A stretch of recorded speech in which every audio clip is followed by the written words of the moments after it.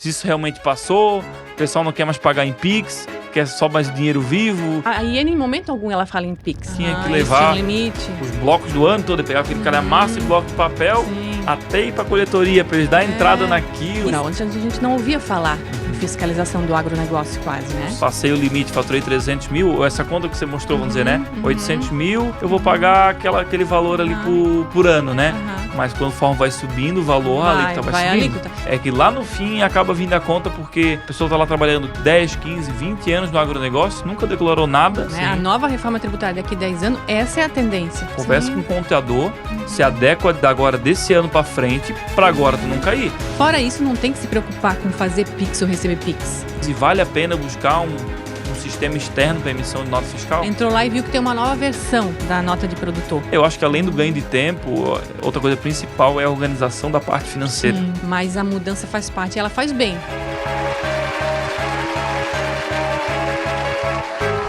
Seja muito bem-vindo ao 17º episódio do AgroConecta. Estamos aqui novamente para trazer informação para você, homem do campo, mulher do campo, viverista, produtor rural, você que trabalha com o agronegócio das hortaliças.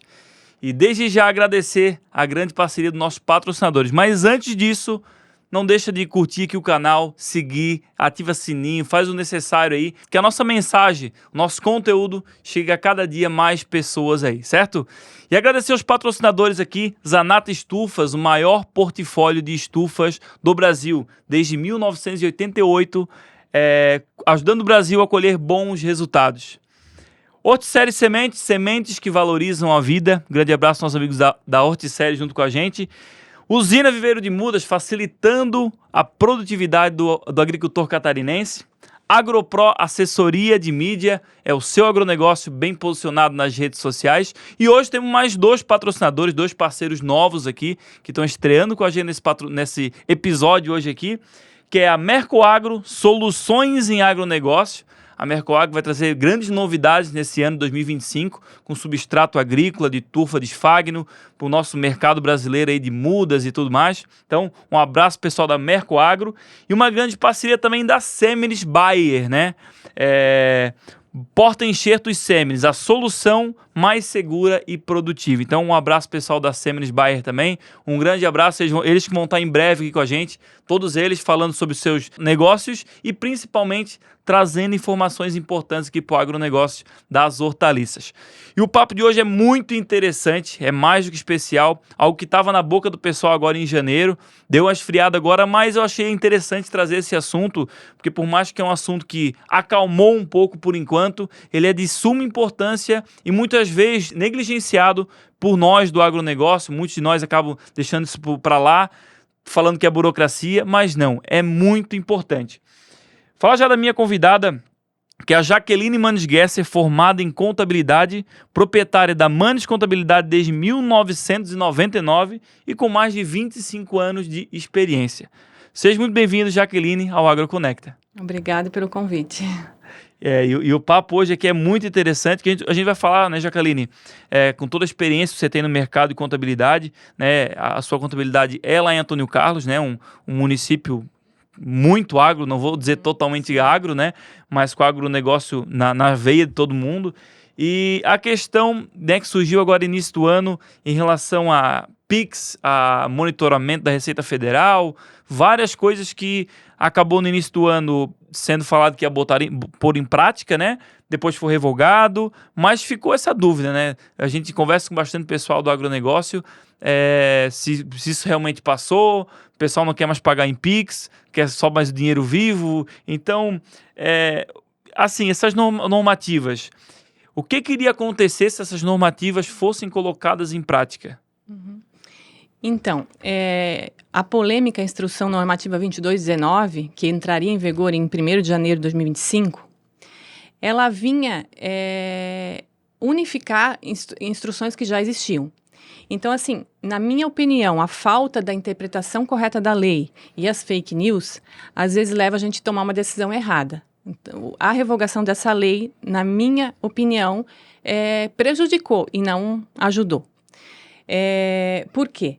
Em resumo, a IN 2219, ela unificava a Decred, que já existia desde 2003, que era a declaração do cartão de crédito, e a E-Financeira, que já existia em 2015.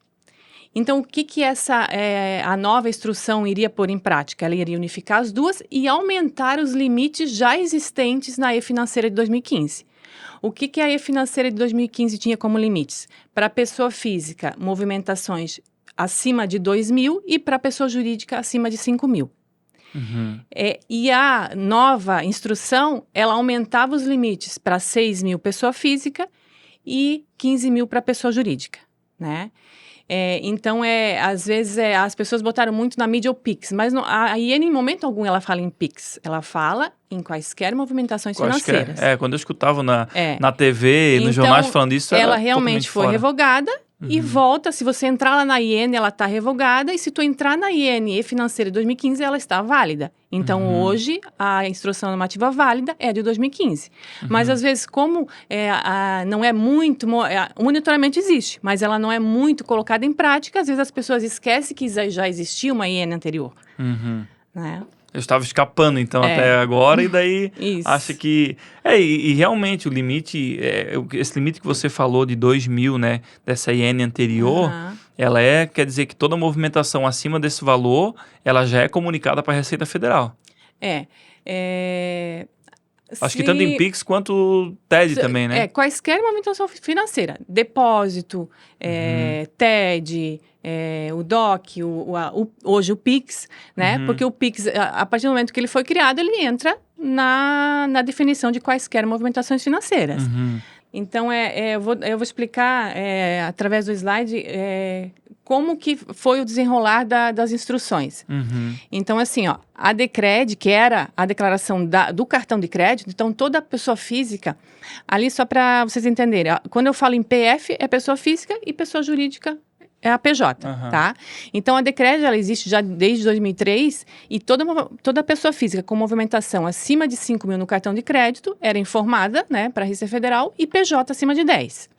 A DIMOF eram informações semestrais acima de 5 mil para PF e PJ 10 mil. Só que a DIMOF ela foi revogada quando entrou a E-Financeira em 2015. Tá? Então, o que era a E-Financeira de 2015? Ela era informados saldos acima de 2 mil para pessoa física e acima de 6 para pessoa jurídica. E a IN, a nova IN, a polêmica IN 2219 de 2025, ela vinha unificar a E-Financeira de crédito numa declaração só e aumentar os limites para 5 e 15.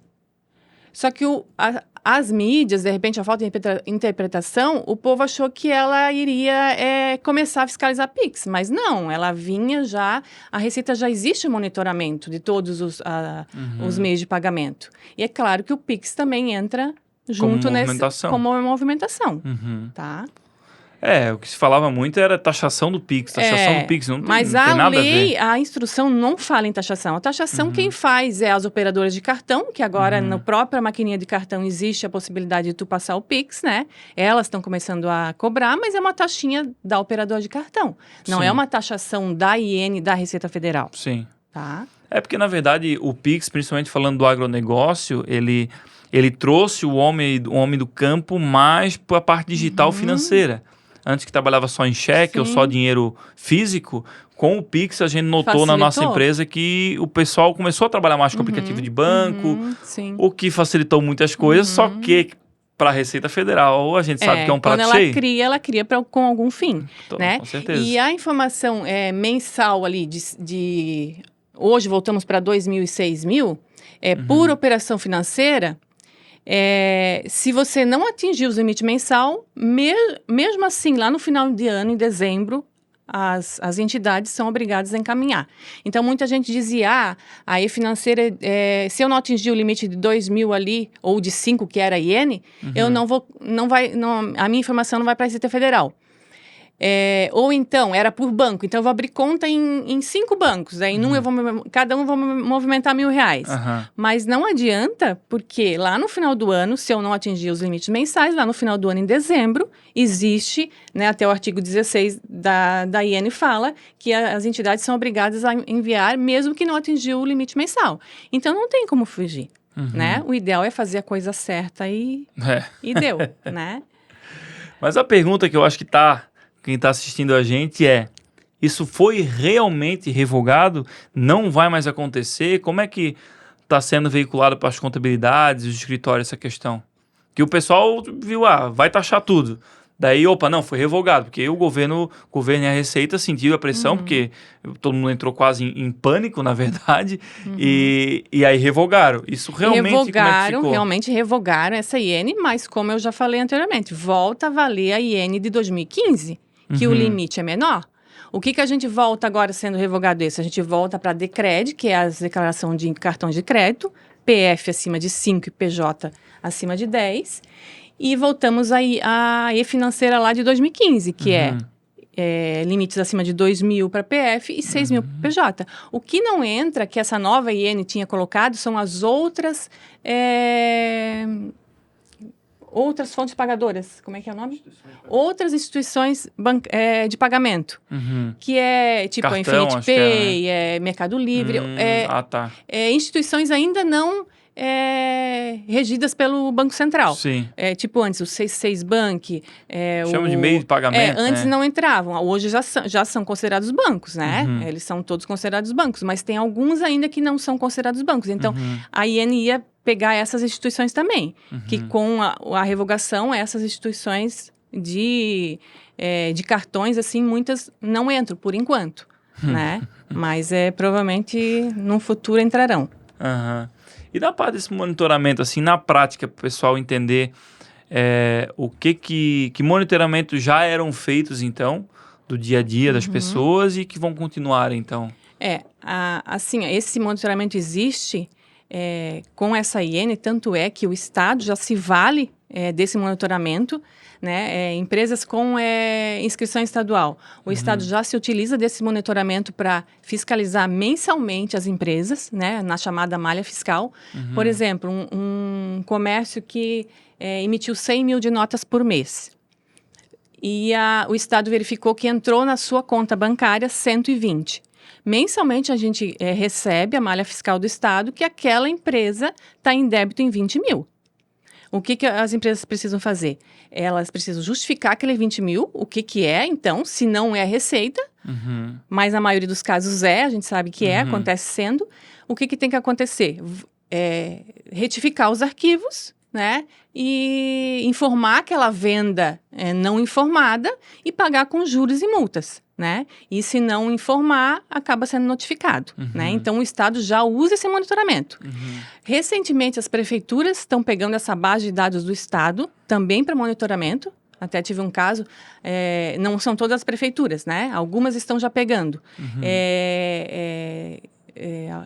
Tive um caso de um MEI, principalmente os MEI, né? Que, na verdade, o MEI não é obrigado a emitir nota. Sim. Mas eles têm a entrada na conta. As prefeituras estão pegando a base de dados do que entrou na conta, verificou que o MEI entrou na conta do MEI mais de 81 mil no ano e excluiu esse MEI retroativamente há 4 anos. Vixe. Então, geralmente, eles não pegam no primeiro ano. Né?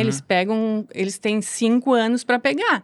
Então, tem que correr atrás. Tu ter que retornar 5 anos é um pouco complicado.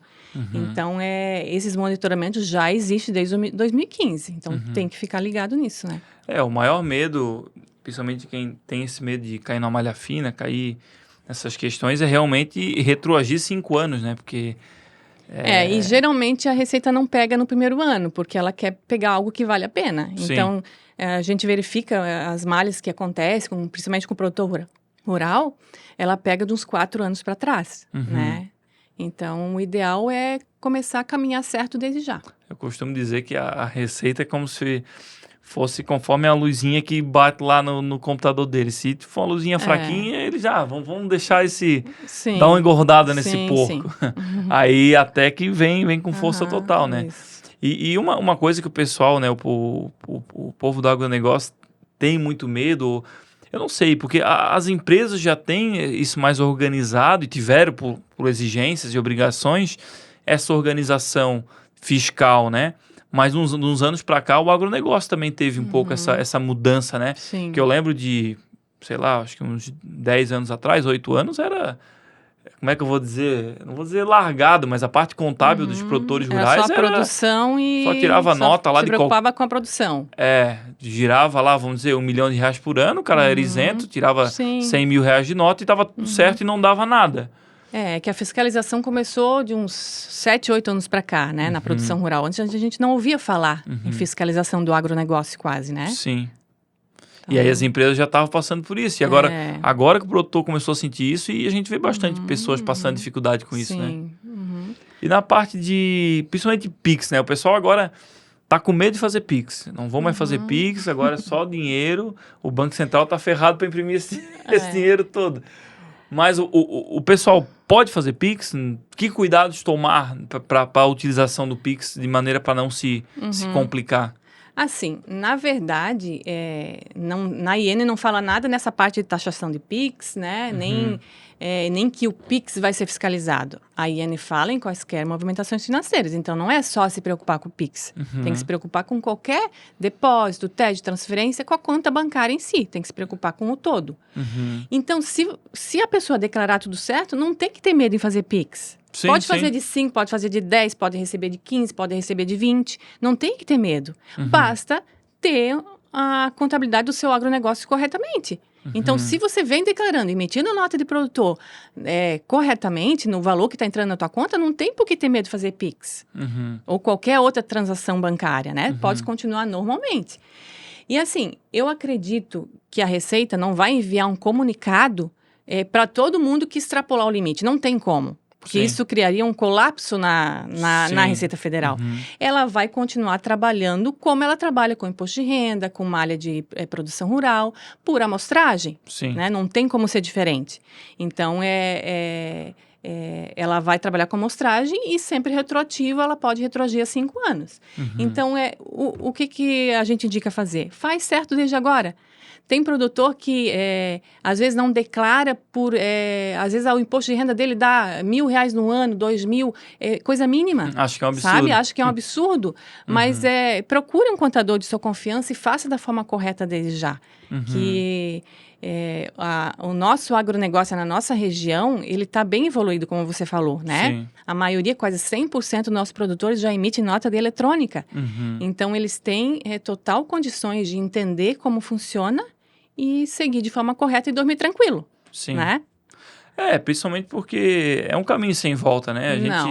A gente sempre falava uns anos atrás, tipo, aquilo que você falou, tipo, o agronegócio para a Receita ainda estava meio que esquecido. Tipo, certo, estava com muita coisa para cobrar por fora, né? Que não estava dando conta. Deixa o agronegócio, deixa lá. Mas, de repente, quando eles se voltaram para o agronegócio, aí é um caminho sem volta. E, principalmente hoje que o dinheiro ele é 80% digital, né? Através de pagamentos, de boleto e tudo. Fica complicado não passar pelo banco, né? E dentro da legalidade, tem vários casos que tu acaba pagando menos do que tu estando de forma não correta, sabe? Tem várias formas de se legalizar pagando menos, dentro da elisão. Não é nada de evasão fiscal, né? Dentro da elisão, tu consegue fazer vários planejamentos que tu paga menos do que se tu aguardar vir uma notificação. Até um exemplo nosso, né? Ano passado, por exemplo, né? A gente faz contabilidade lá com vocês, eu teria no bloco de produtor rural, eu teria que pagar, sei lá, acho que em torno de 50, 60 mil reais de imposto de renda pelo faturamento. Mas por conta de investimentos que a gente fez na empresa, a gente pegou a dedução fiscal que eu paguei menos do que o outro ano que eu tirei muito menos nota. Que o faturamento foi menor. Foi bem menor, bem menor. Um outro exemplo, que não é o do agronegócio, mas cabe para as pessoas verificarem, é, por exemplo, o pedreiro, o cabeleireiro. Como autônomo, pessoa física, eles podem faturar sem pagar imposto R$30.639. Mas hoje eles têm a opção de abrir o MEI, que é o microempreendedor, e faturarem 81 mil, pagando menos, pagando só uma taxinha de R$80,90, incluindo o seu INSS. Então, olha o benefício que é se legalizar, né? E se eles não fizerem isso, qual o pedreiro, cabeleireiro que ganha R$2.500 por mês hoje? Na nossa região, praticamente nenhum, né? Todos ficam na média de 4, 5 mil. Se eles forem pagar imposto de renda, eles vão pagar um valor bem mais alto, né? Depois com juro e multa. E se eles se legalizarem e abrir um MEI, por exemplo, eles podem faturar até 81 mil sem pagar nenhum imposto de renda. Então, às vezes, só falta um pouco de organização e conversar com uma pessoa que possa tirar suas dúvidas, né? Em todo ramo, né, a gente... Não é questão de sonegação, né? Mas em Não. todo ramo tem caminhos mais fáceis e mais difíceis, sim. entendeu? Igual você falou. Se você fazer por um caminho, você vai poder só 30 mil, o exemplo do pedreiro. E você pode pegar um outro caminho que Sim. pode ser até 80 e pagar bem pouquinho, né? Então, buscar esses caminhos. E nota de compra para o produtor rural.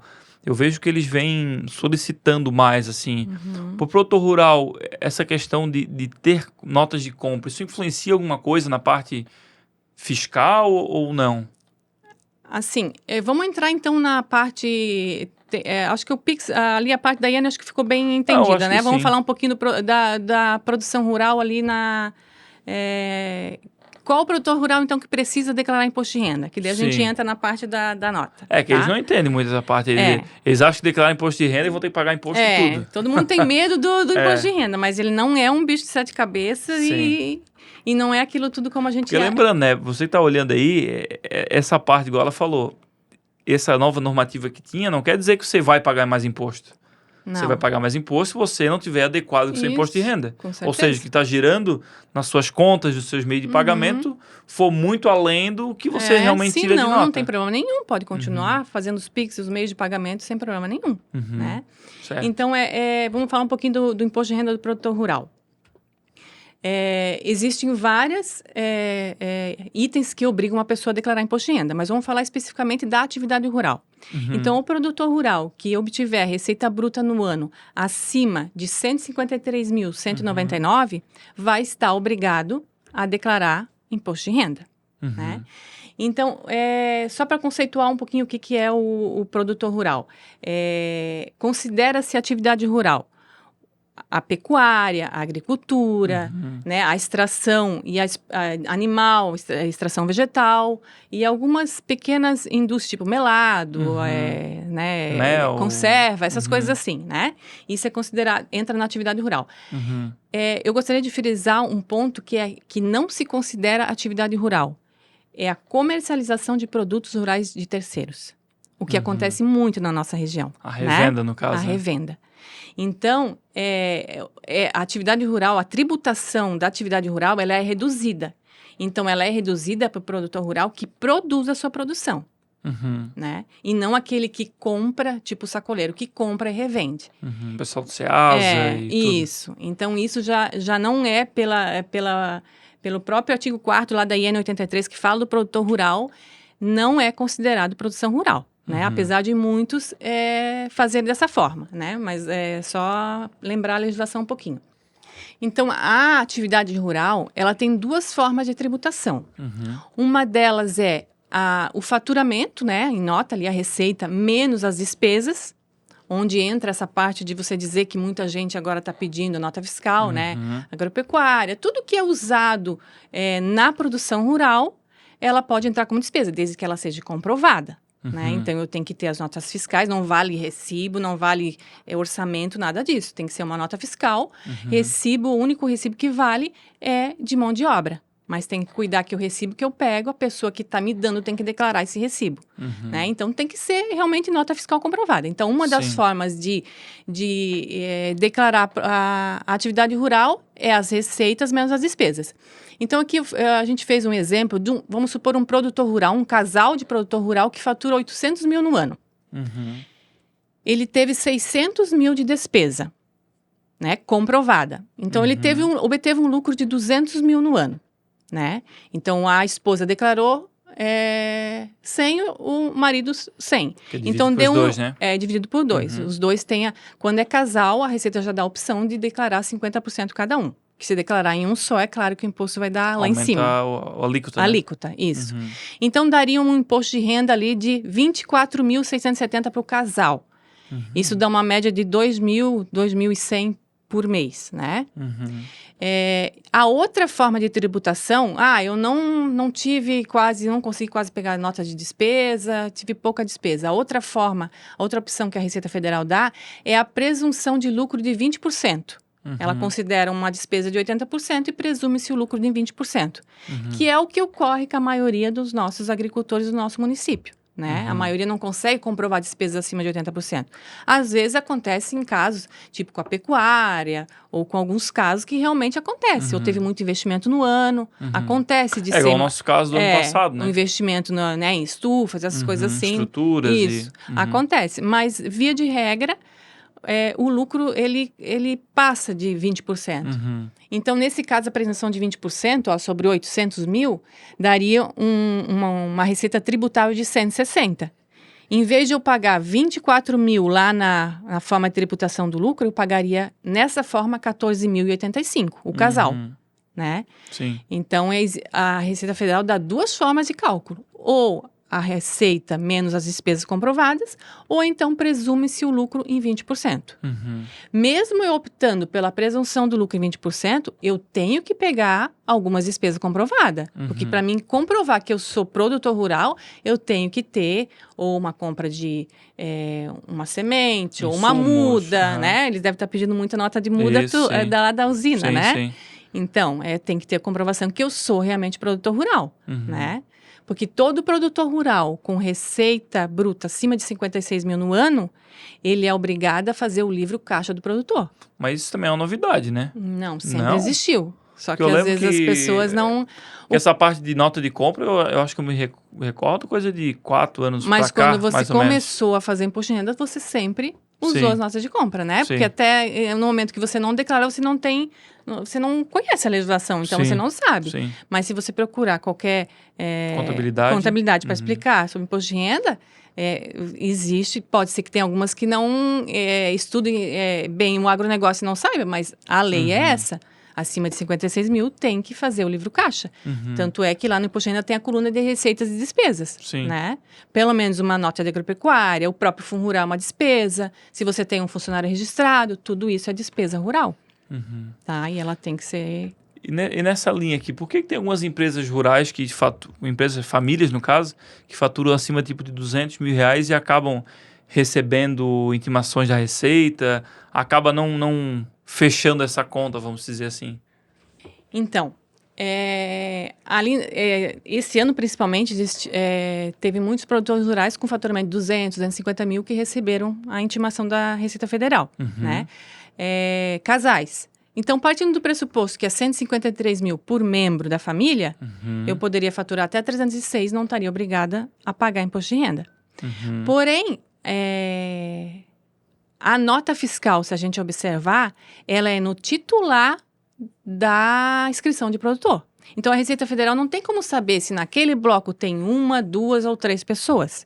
Então, por isso, para ela, passando de 153 mil, ela pode sim mandar intimação. E foi o que aconteceu com algumas pessoas, né? O que fazer nesse caso quando recebe essa intimação? Eu faturei só 200 mil, eu e minha esposa recebi intimação.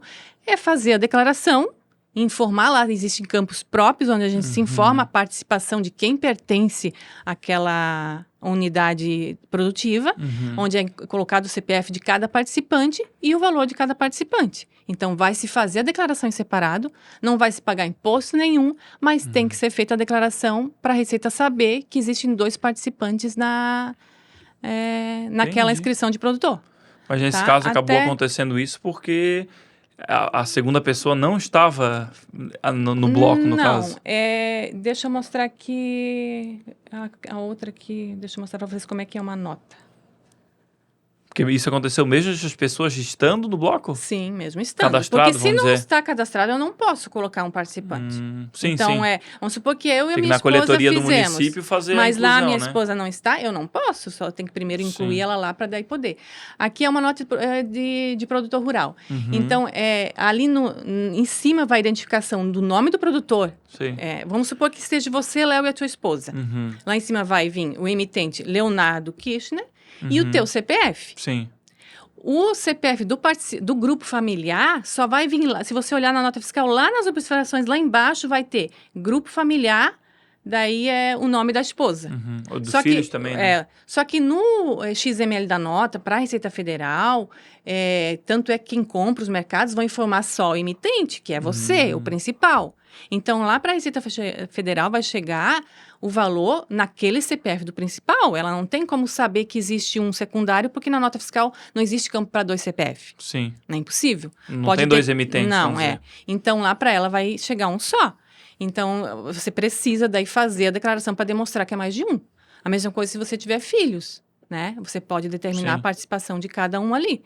Só que para filhos, a Receita Federal coloca que o ideal é você fazer um contrato de parceria para determinar qual o percentual de cada um. Sim. Ou é 33 para cada um, ou o pai tem 40, a mãe 30 e outro filho 30. Ela só permite sem contrato de parceria quando é casal, que dela sabe que é 50-50, tá? Então, por isso que às vezes acontece, nesses casos, a pessoa receber. Mas não precisa se preocupar, só vai lá, faz a declaração, não vai pagar imposto, mas Essa tem que declarar. explicação para a Receita, vamos dizer assim, né? Tem que dar uma explicação para ela. E não tem como emitir, por exemplo, dividir as emissões entre um e outro? Aí você teria que o ano? criar 2 inscrições de produtor. Uma no teu nome e uma no nome da tua esposa. Aí emitirem notas em bases, você teria 2 inscrições de produtor. Às vezes cria um pouquinho um conflito, né? Tem que ver com a coletoria até que ponto que eles aceitam isso, porque vai uma metragem, aí tu tens que dividir a metragem do terreno. Não, e acaba gerando vários outros problemas bancários, porque daí tu tens 1 hectare, vamos dizer, se dividir 1 hectare para 2 junto, 1 hectare junto é bom. Isso. Tu divide 500 metros quadrados para cada. Então vai criar outros problemas. Vai ter que ter 2 contas para depósito, então cria outros problemas que... Mas isso é uma coisa que não acontecia, né? Não. Até então, a maioria dos produtores nem estava... Quando não dava o limite ali de 306 mil para o casal, nem estavam declarando, né? Por exemplo, quando vinha falar comigo, eu dizia, olha, o limite não está no limite, só que pode vir a intimação. Se vier, faz, né? A partir de 2024 não gera multa ali, nesse caso, a não ser que você esteja obrigado por outro fato, né? Um deles é bens acima de 800 mil. Mas se você não tiver, não vai gerar multa, você só vai ter que fazer a declaração. Sim, sim. Tá. Interessante.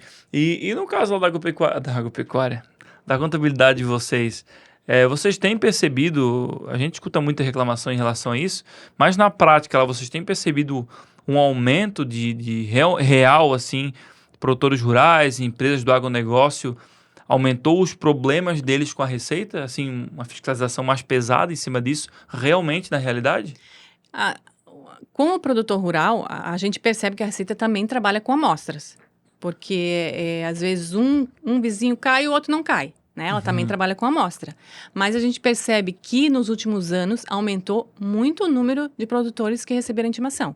Né? Apesar de vários já fazerem, se legalizarem, né? Na nossa região já tem vários produtores que já vêm fazendo certinho, regularizado, né?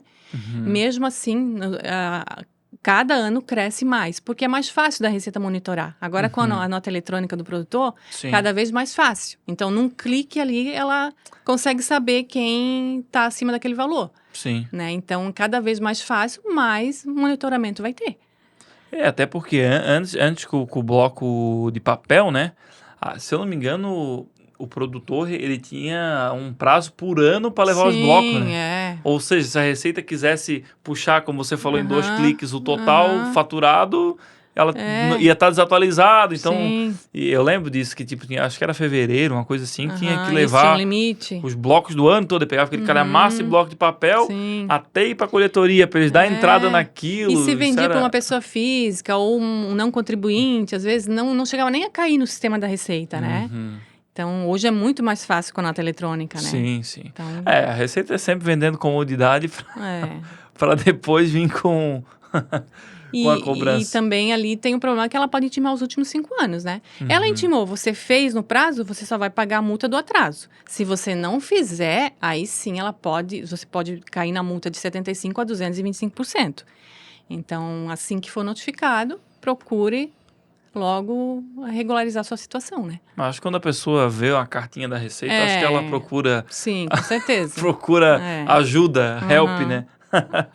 E tem como evitar esse tipo de problema, assim, tu vê, a gente já falou, né, da questão de, claro, eu acho que tem uma diferença, Jaqueline, entre o produtor, vamos normalizar, eu vou emitir nota fiscal do que eu vendo. Mas tem uma diferença entre ele emitir nota durante o ano e ele realmente está organizado contabilmente para não se encrencar com a receita. Eu acho que tem essa diferença. Porque se a pessoa só tirar a nota, não quer dizer que ela está organizada já, né? O produtor, ele declara uma vez ao ano, né? Ele pode ali, durante o ano, se organizar e fazer a declaração, né? E, assim, o agronegócio, principalmente o hortifruti, que é da nossa região aqui, o Forte, sim. ele é uma das menores tributações que existem. Né? Então, ele é a maior, quase 99% do hortifruti é isento de ICMS, né? Ele só vai pagar mesmo o fundo rural de 1,5%, basicamente, e o imposto de renda se ultrapassar o valor, né? Então, é uma tributação baixa. Então, as pessoas deveriam procurar se organizar, né? Porque a gente viu no cálculo que não é porque elas pagam de uma vez por ano, elas acham que é muito. Mas se você dividir em 12 meses, você vê que a tributação não é muito alta. Isso, que é parcela ainda também, né? E parcela uma vez por ano ainda e em parcela. 8 vezes ali, né? Se quiser. E além disso, se você vê que o teu negócio vai crescer muito, né? Como foi o teu caso, crescer muito, onde não vale mais a pena você ser um produtor rural pessoa física, porque na pessoa física as alíquotas são progressivas, Isso né? eu acho importante falar pro pessoal, porque eles acham que então, se eu faturei, passei o limite, faturei 300 mil, essa conta que você mostrou, vamos dizer, né? 800 mil, eu vou pagar aquele valor ali por ano, né? Mas conforme vai subindo o valor, a alíquota vai subindo. Alíquota. Não tem como alíquota precisar. É a porcentagem do lucro, né? Não tem como te dizer o percentual, porque ela é uma alíquota progressiva. Ela vai de 7,5% a 27,5%. Então, não tem como precisar. Mas hoje ainda eu fiz uma simulação produtor rural de um faturamento de 500 mil.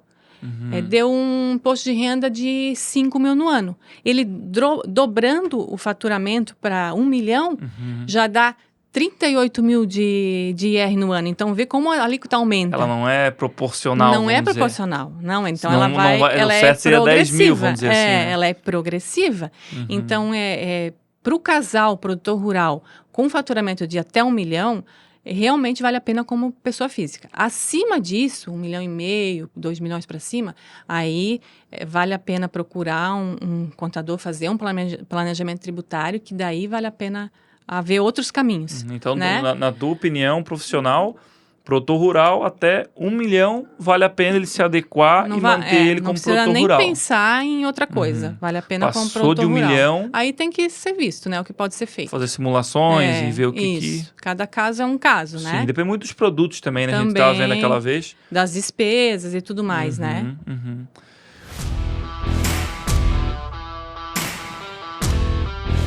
E aí, o que você está achando desse episódio aí do AgroConnect? Informações importantes sobre contabilidade aí para você. E lembrar você, se não está inscrito no canal, se inscreve já para essa nossa mensagem chegar o mais longe possível, pessoal do agronegócio. E outra coisa também, veja os outros episódios, são 16 episódios para trás aí com muito conteúdo que a gente fez para você evoluir e profissionalizar o seu agronegócio. Então, não perde e vê lá.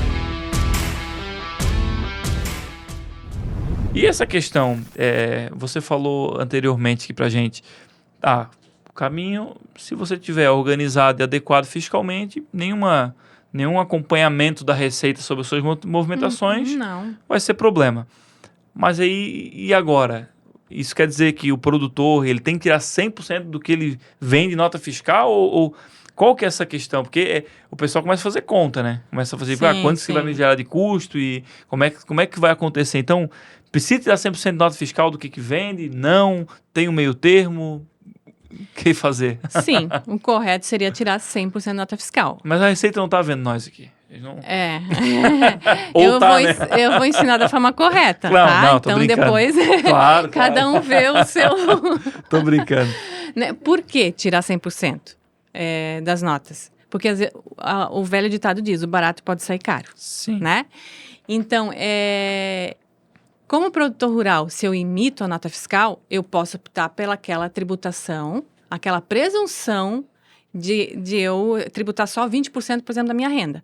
Se eu não emitir a nota fiscal, eu não tenho essa presunção. Então, vamos supor que acontece muito com produtores rurais, às vezes sem querer. né? Ele vende para empresas, a empresa pede a nota, emite a nota tudo certinho, mas vendeu lá na Pedra do Ceasa, vendeu para uma pessoa física que não quis a nota. Então, ele acha que não precisa tirar nota, porque ele não tem a instrução necessária. E, em vez de entrar, ele emitiu 100 mil de nota, entrou 120, né? 20 mil daquelas coisas que ele vendeu ali que ninguém pediu nota. Se ele não emitir a nota fiscal desses 20 mil, e depois a Receita cobrar isso dele, esses 20 mil vai entrar na regra geral do imposto de renda, que é 27,5. Não vai poder, não tem como tirar a nota de produtor retroativa. Ele meio que não perde existe o mais. desconto que perde tinha, né? o benefício A de isenção. tributar. Porque como é que ele vai provar que aquilo ali era produção rural, aqueles 20 mil? Se eu Não não tem tenho a nota. nota fiscal. Então, a Receita não quer saber. Não tem a nota, não é produção rural.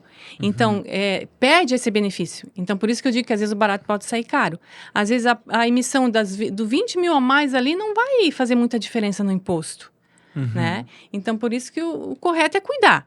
Né? Pelo menos o que entrar na conta, então, para não dizer assim, não ensinar nada errado, pelo menos o que entrar na conta tem que controlar isso. O que entrou em depósito, o que entrou em transferências, em PIX. As movimentações, de modo geral, né?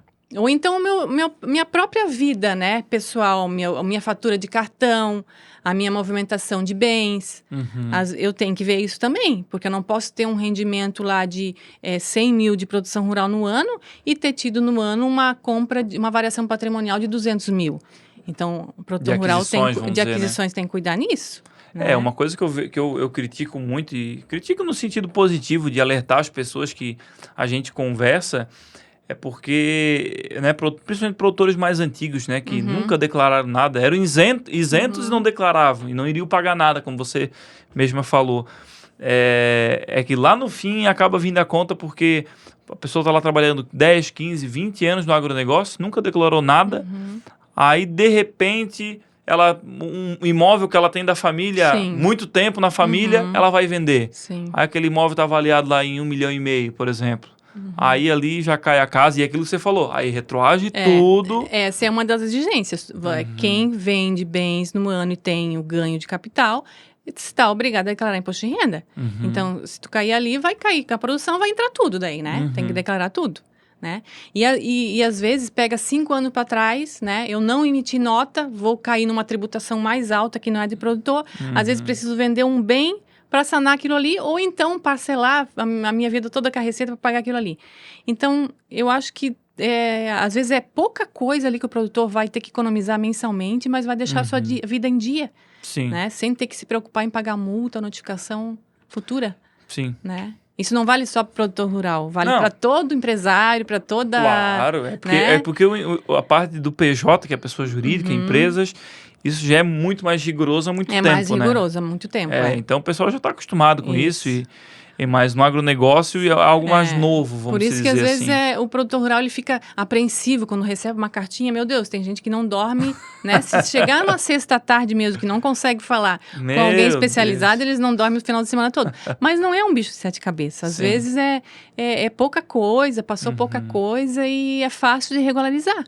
Eu não sei se é um pensamento que eu tenho. Para mim, nos próximos 5, 10 anos aí, eu acho que cada dia mais a peneira vai ficar mais fina, sabe? Principalmente com a reforma tributária. Isso, por exemplo, na parte de MEI, por exemplo, eu escutei de MEI, MEI é 80 mil, né? 80 mil com 100 e pouquinho mil, MEI caindo. E tu olha assim uma diferença, pô, mas... Com 82 mil já cai, na verdade. Mas tipo assim, mas antes a pessoa... As pessoas faziam isso, passava de 100 mil um pouquinho, e anos não dava nada. E agora... Não dava nada. É porque o MEI que não emitia nota, por exemplo, ele ninguém controlava. A Receita não controlava, a Prefeitura não controlava. Só que agora pegou a base de dados do que entrou na conta. Mesmo tu não tendo emitido nota, eles pegaram aquela base. Pega a movimentação. E agora, daqui para frente, é cada vez mais a fiscalização acirrada, né?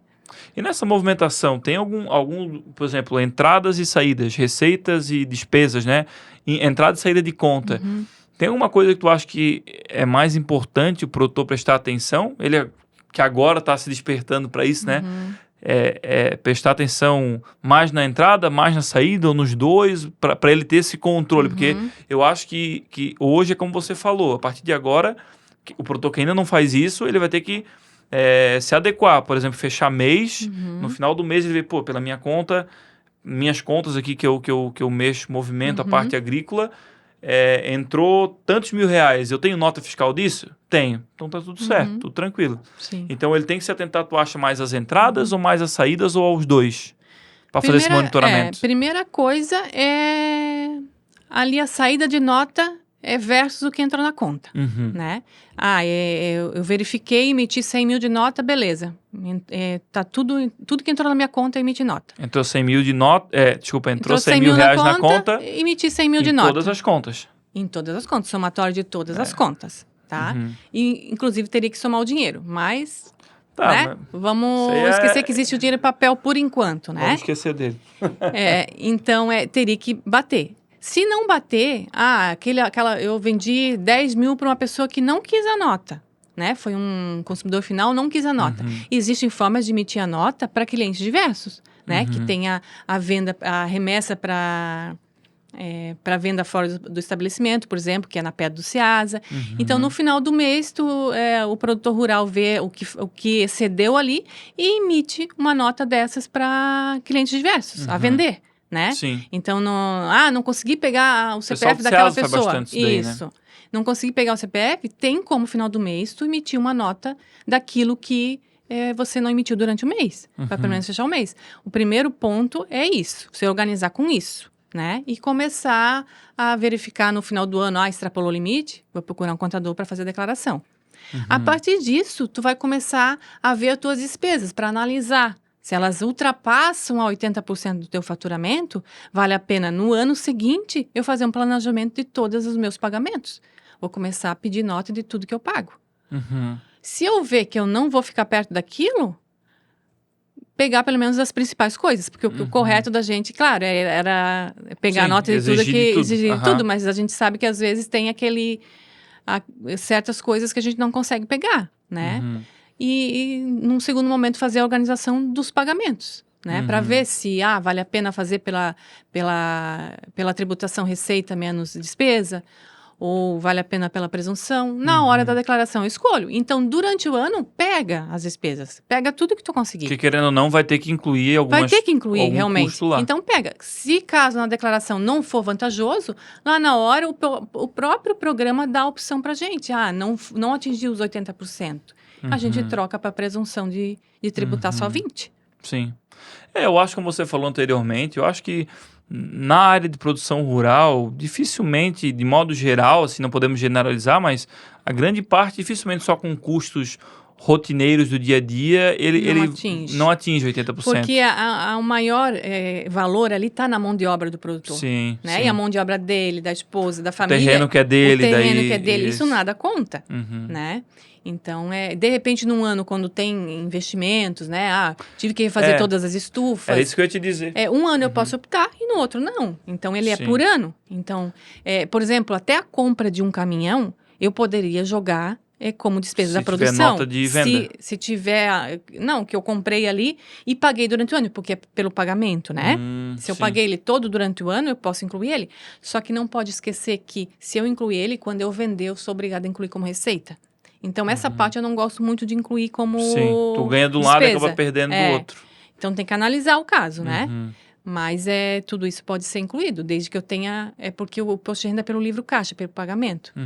Então, se eu comprei uma estufa em 60 vezes, eu vou ter que incluir ela de acordo com o que eu paguei.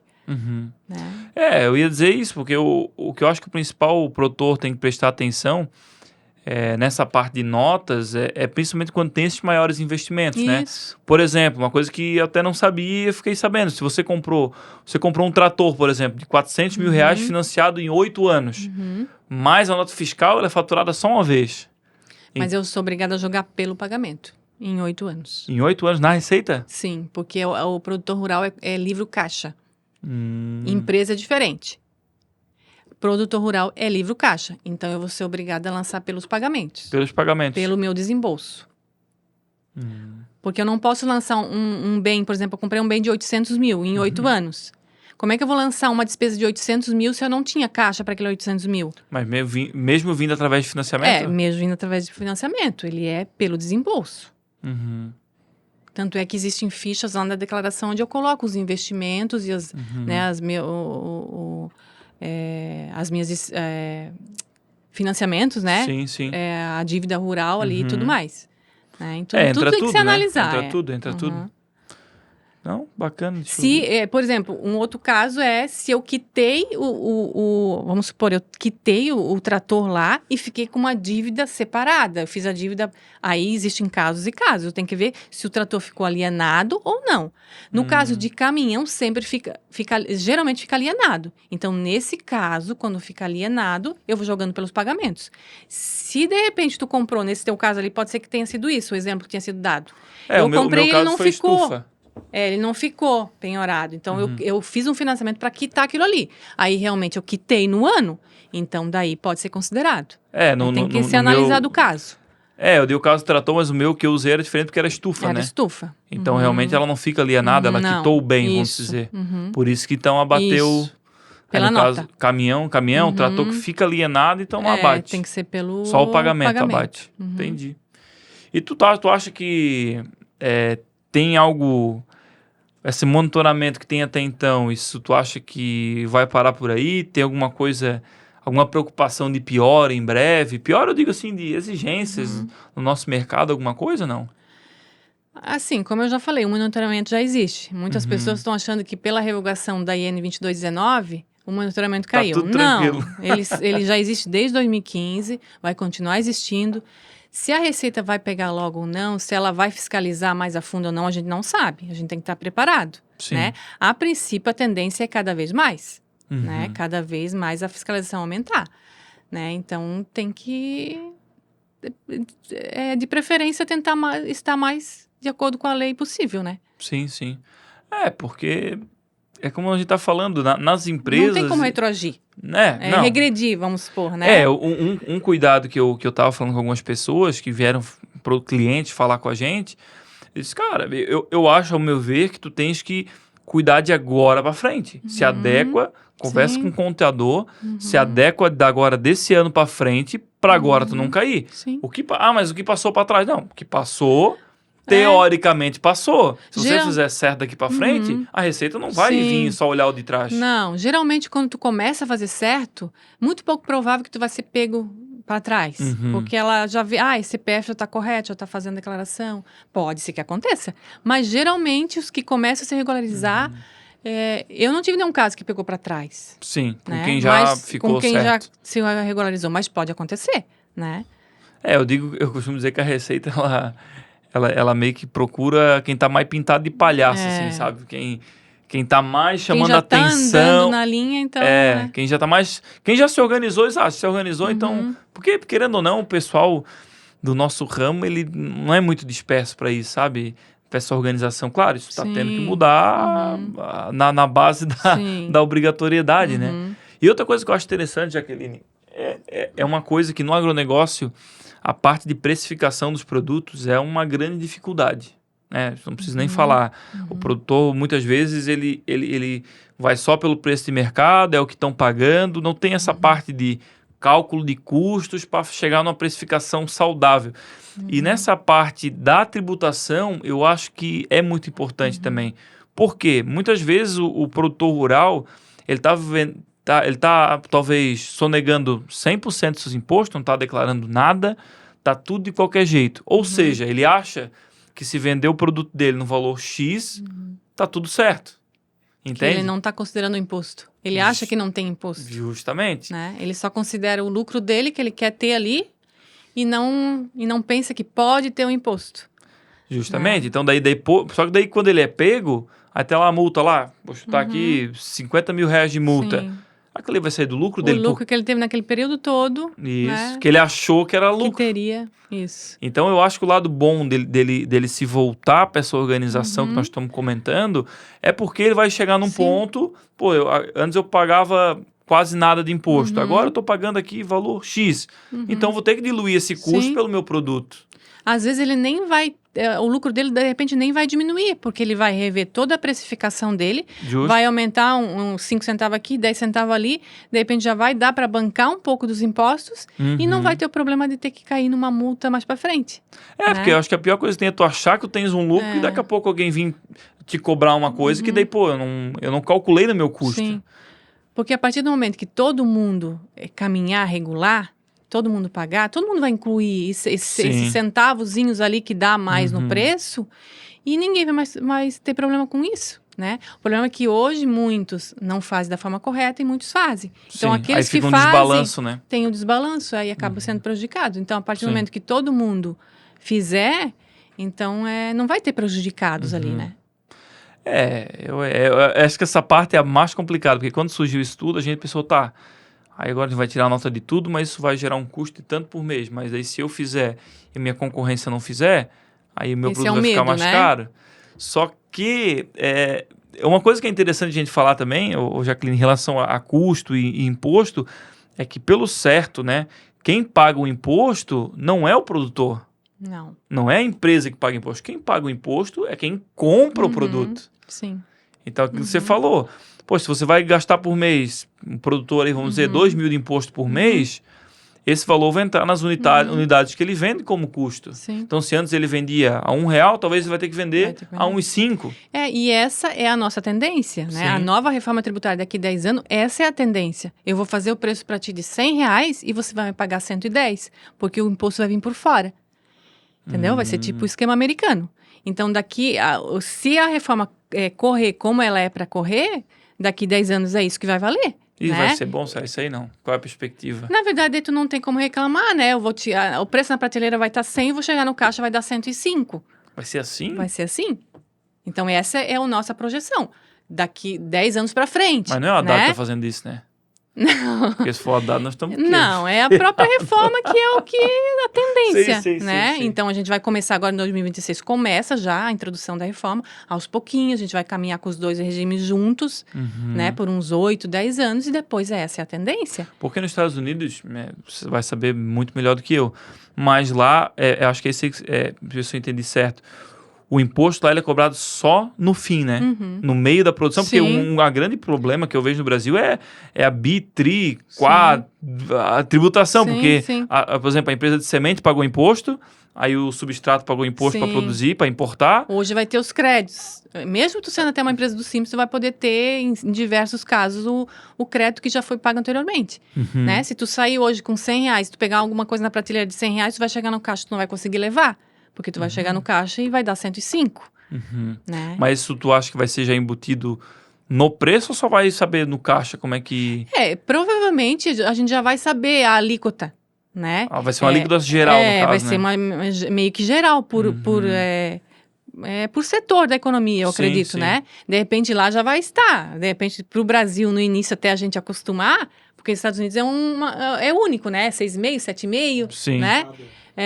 Por estado. Então, aqui até a gente acostumar, de repente lá vai ter o preço, né? Sem o imposto e com o imposto do lado da etiqueta. Provavelmente no início vai ser assim, né? Para a pessoa ir acostumando, né? Até porque o Brasil não é o nosso tema de modo geral, daí é mais para empresas, mas o Brasil é um manicômio fiscal, né? Porque um produto tem 50% de imposto, o outro tem 2,5%, o outro tem 7%. Sim, e a reforma, por um lado, ela vem para beneficiar algumas áreas, né? Porque um mesmo...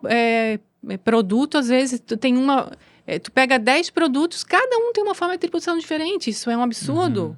As pessoas saberem de toda a forma de tributação, se ela é tão diferente. E além de ela ser diferente, existem 5, 6 impostos diferentes dentro dele, com 4, 5 códigos diferentes.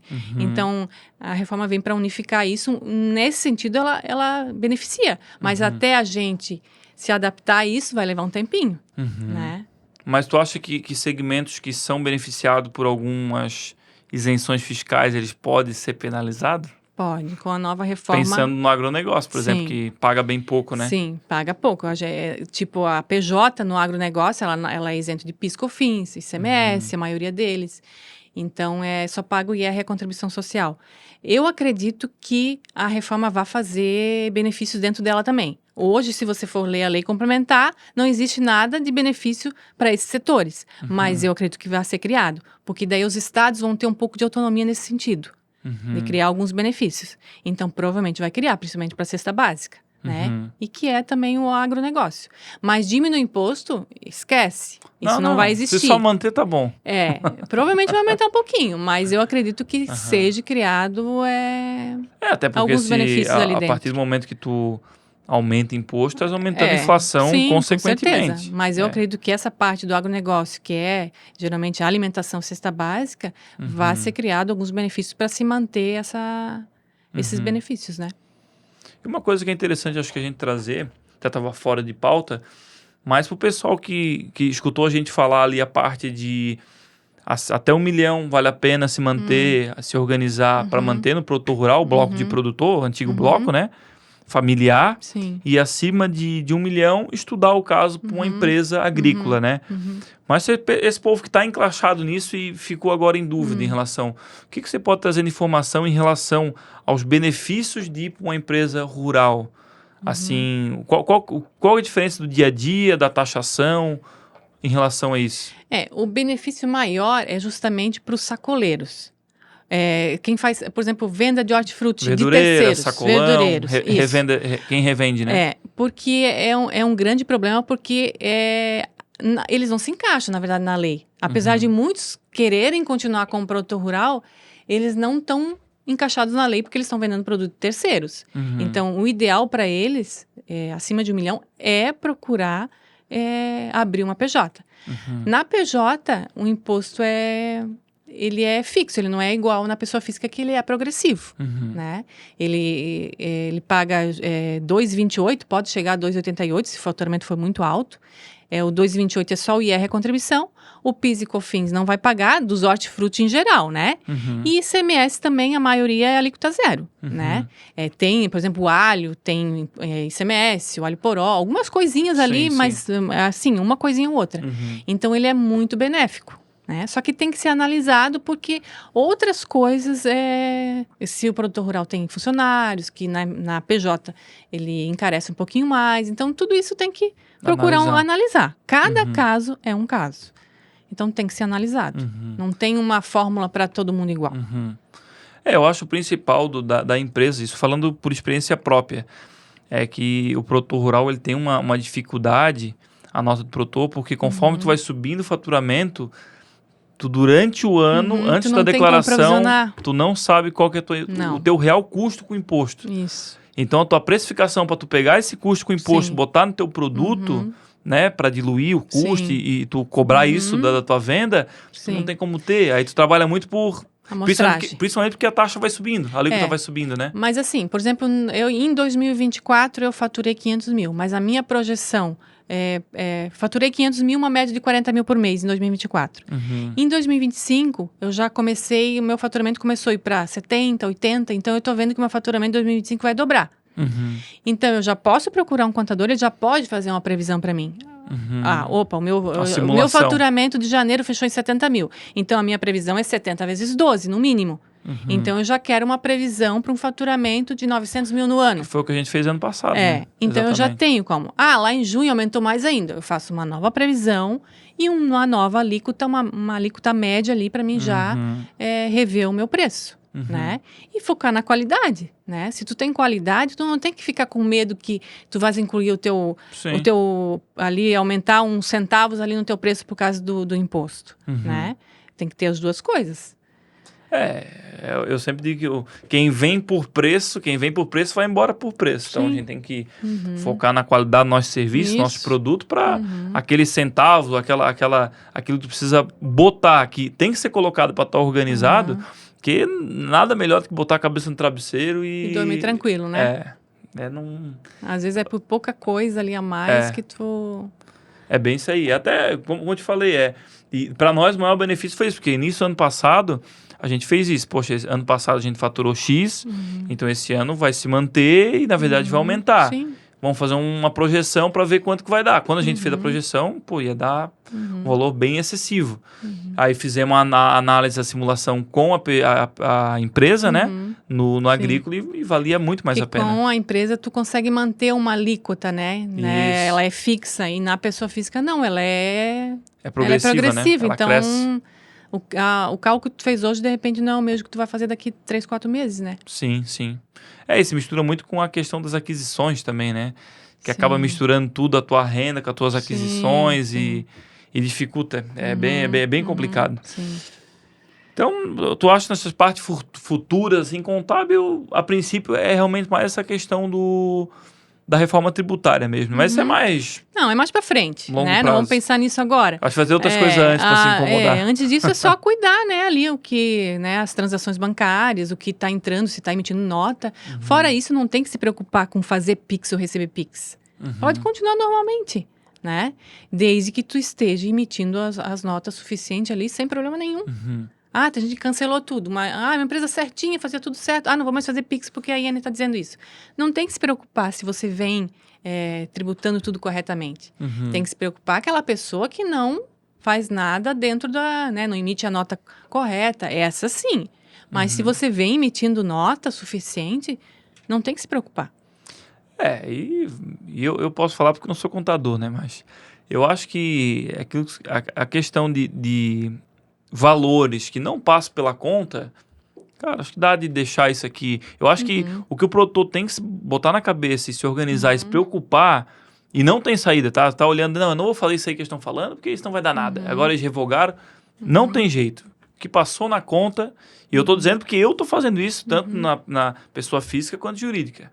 A gente tá agora, a partir desse mês agora, ia fazer em janeiro já, mas como revogou, então em fevereiro a gente vamos chegar ao final do mês, pegar o que passou nas contas de receita, pegar o que a gente emitiu nota fiscal e... ver se faltou alguma.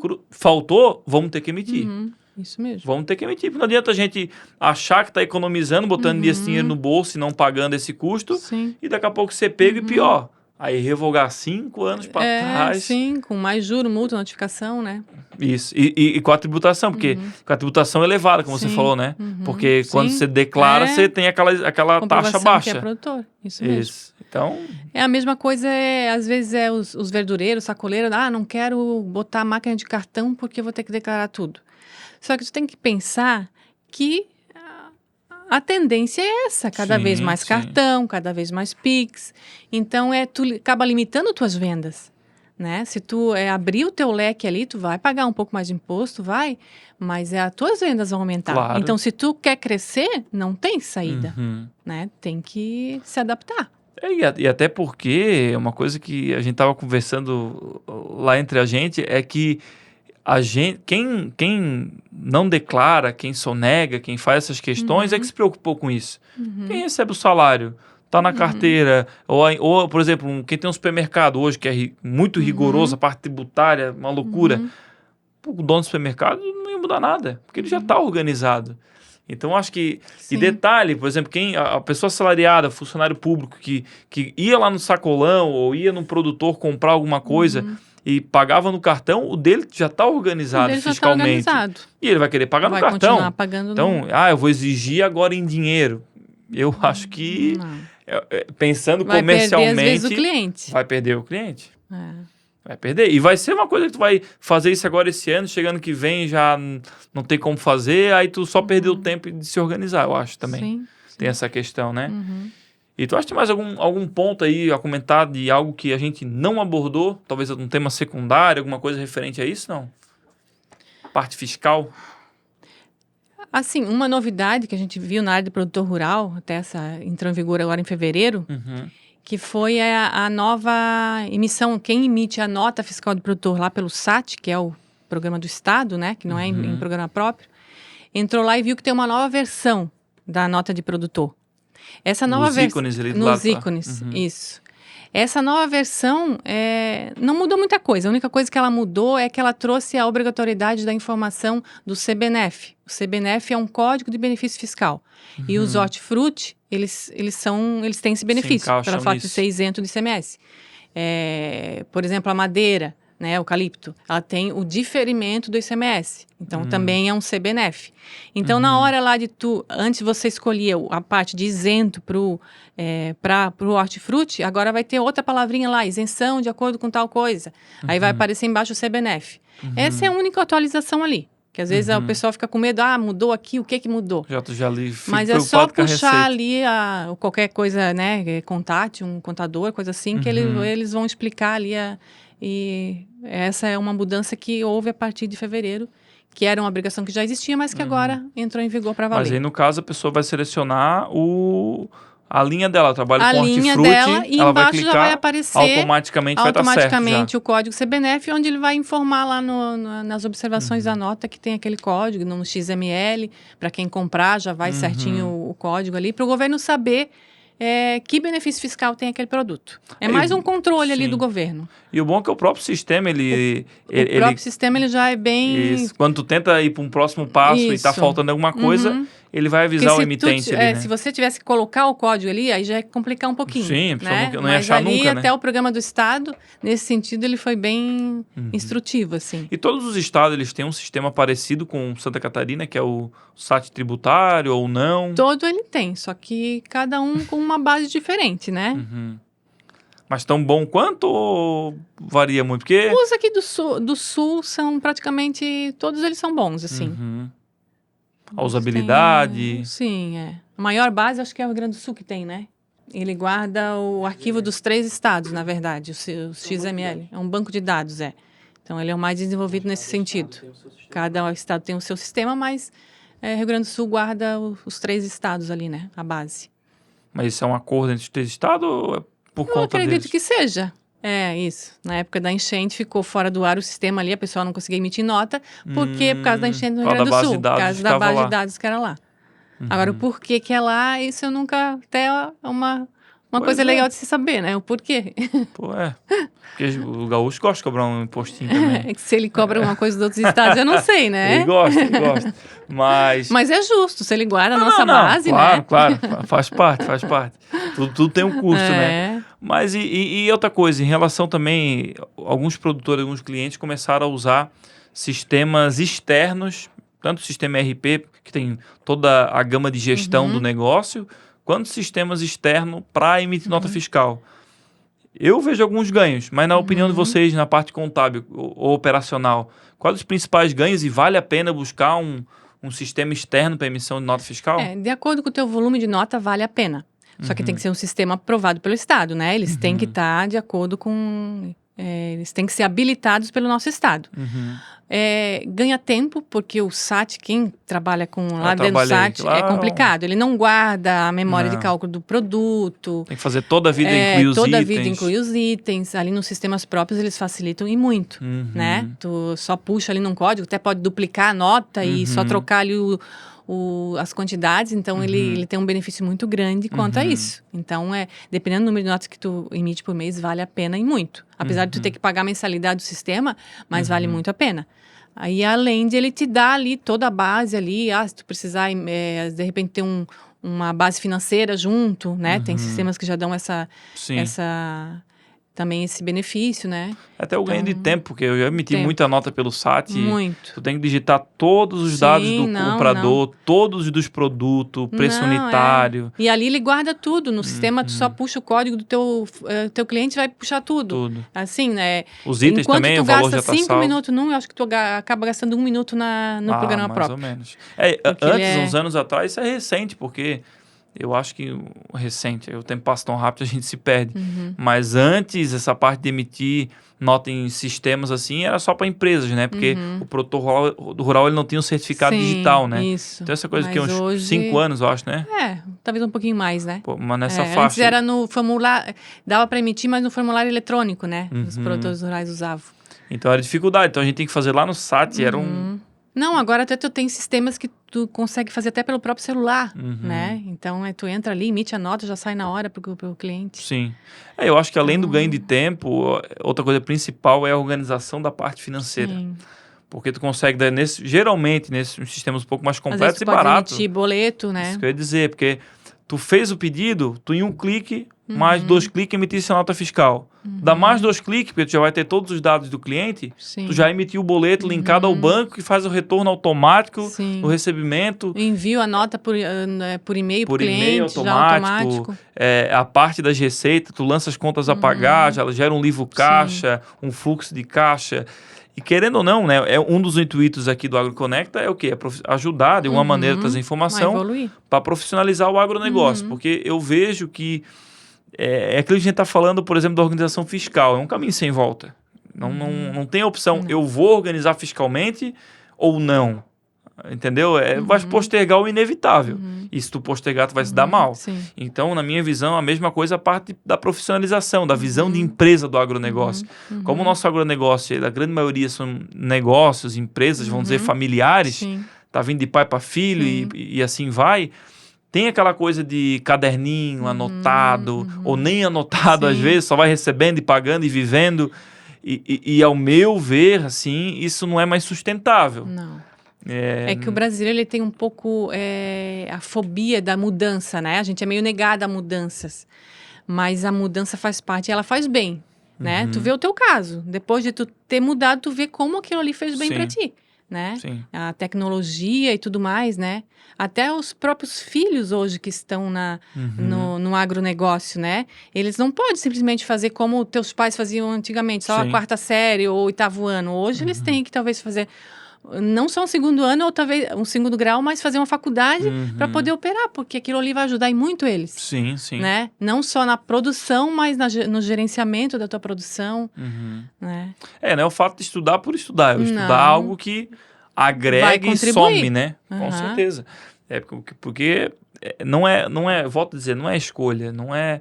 Às vezes a gente fica até repetitivo aqui, mas acho que tem que ser porque aquele ditado que trouxe a gente até aqui não vai levar para um próximo nível, tanto da parte das exigências do mercado, do consumidor, a qualidade, quanto as exigências da Receita Federal, nesse caso nosso aqui, né? Não tem volta. Eu acho que é um trem que tá dando para frente, ou tu pula em cima dele e se organiza, se adapta, ou o trem vai te jogar para fora. Sim.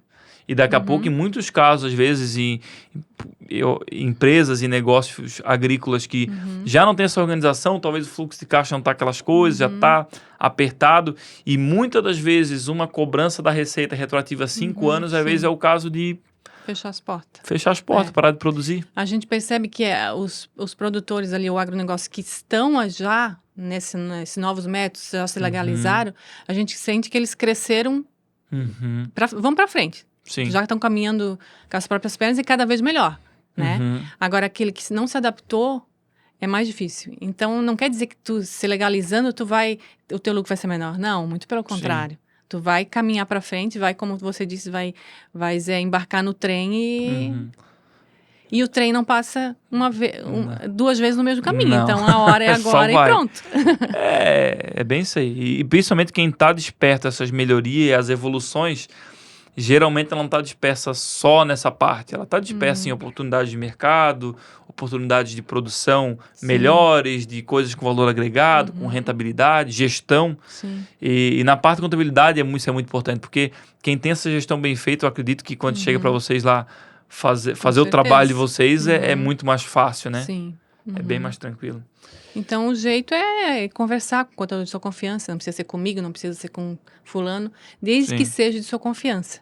Né? Porque hoje a gente lida muito com informações confidenciais, né? Com certificações digitais. Então, tu tem que ter alguém que tu tenha... Hoje em dia é muito esse online, né? Mas tu tem que ter também esse cara a cara, essa conversa, né? Para te ter a confiança. Pelo menos o papo inicial, né? E outra coisa que eu estava quase esquecendo aqui também, que eu acho muito importante nessa relação entre cliente e contabilidade, é procurar a contabilidade que entenda do seu setor. Isso eu acho muito importante, porque se você... É muito detalhe. Porque é muita peculiaridade. Tem, como a gente falou aqui, às vezes não é questão da sonegação, é questão dos caminhos.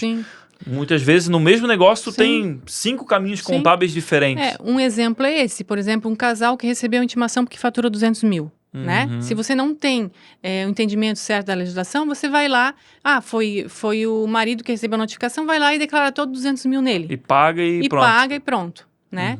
Não, tu tem que saber que tu, mesmo ele tendo recebido a notificação, tu pode dividir entre os dois e fazer as duas declarações e não pagar nada, né? Então, muitas vezes, a pessoa mesmo acaba querendo fazer a coisa ou fazer com quem não é da área e acaba E a se culpa não prejudicando.